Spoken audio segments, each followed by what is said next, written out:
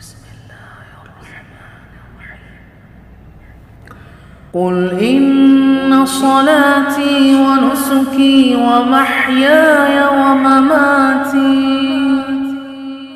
ومماتي لله رب العالمين. السلام علیکم ورحمۃ اللہ وبرکاتہ. اہلا و سہلا مرحبا. امید ہے آپ سب ایمان اور صحت کی بہترین حالتوں میں ہوں گی انشاءاللہ تعالی.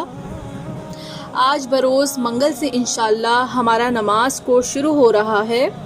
جیسا کہ بحیثیت مسلمان ہم ہر روز دن میں 5 مرتبہ فرض نماز ادا کرتے ہیں، تو الحمدللہ یہ نماز ہمیں رب سے غافل نہیں ہونے دیتی. مگر بعض اوقات ہم نماز کی حلاوت اور اس میں خشوع نہ ہونے پر اس عبادت کو اس طریقے پر ادا نہیں کر پاتے جیسے اللہ کا ہم سے مطالبہ ہے.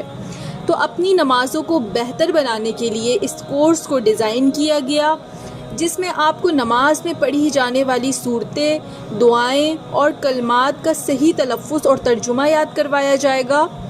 نیز خشوع کے لیے ٹپس بھی دیے جائیں گے اور حدیث کی روشنی میں نماز کا صحیح طریقہ بھی بتایا جائے گا انشاءاللہ.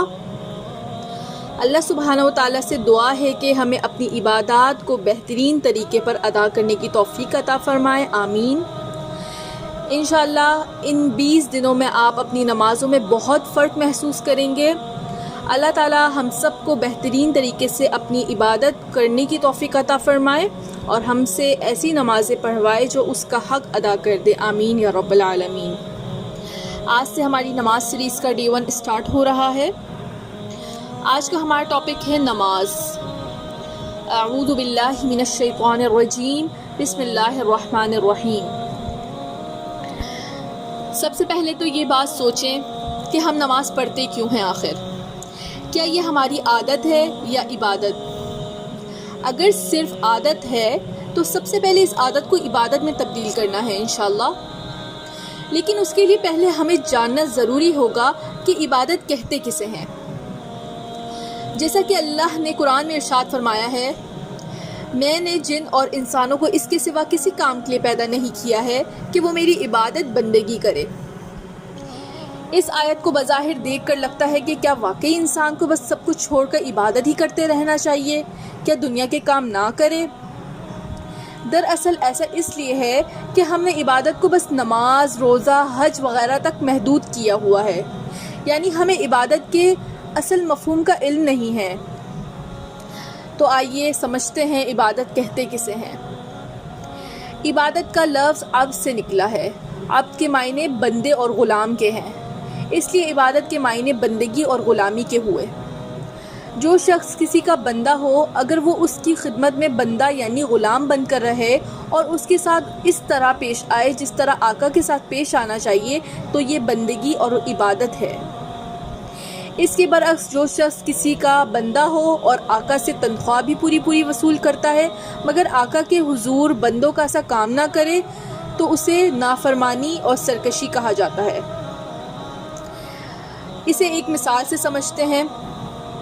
اگر کوئی بندہ اپنے آقا کا غلام ہونے کا دعویٰ کرے، اس کا مالک اسے کہے فلاں بندے کا جا کر حق ادا کرو، مگر نوکر وہیں ہاتھ باندھ کر کھڑا ہے.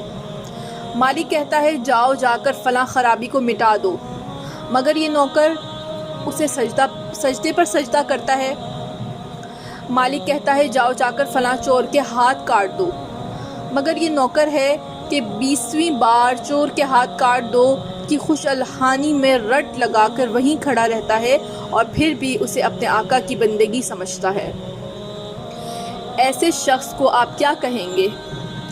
لیکن اگر یہی شخص اللہ کے ساتھ یہ معاملہ کرتا ہے تو ہم اسے بہت عبادت گزار سمجھتے ہیں کہ وہ لمبی نمازیں پڑھتا ہے، قرآن کے احکامات کی تلاوت کرتا ہے، اکثر تو حفظ بھی کر لیتے ہیں انہیں. تو کیا ایسا شخص بندگی کا حق ادا کرے گا؟ بالکل بھی نہیں. دراصل عبادت یا بندگی یہ ہے کہ جو مالک کہے اس پر سر جھکا کر فوراً عمل کر لیا جائے. سمعنا و اطعنا یعنی عبادت محض نماز روزے کا نام نہیں، بلا شبہ یہ چیزیں اس میں شامل ہیں، مگر عبادت یہ ہے ہوش سنبھالنے سے لے کر مرتے دم تک اللہ کے قانون پر چلیں، اس کے احکامات کے مطابق زندگی گزاریں۔ بہرحال طوالت سے بچنے کے لیے اتنا سمجھ میں آ جائے کہ جو بھی کام کریں اللہ کی بندگی میں کریں، وہ عبادت بن جائے گی انشاءاللہ۔ آج ہم یہیں تک کرتے ہیں۔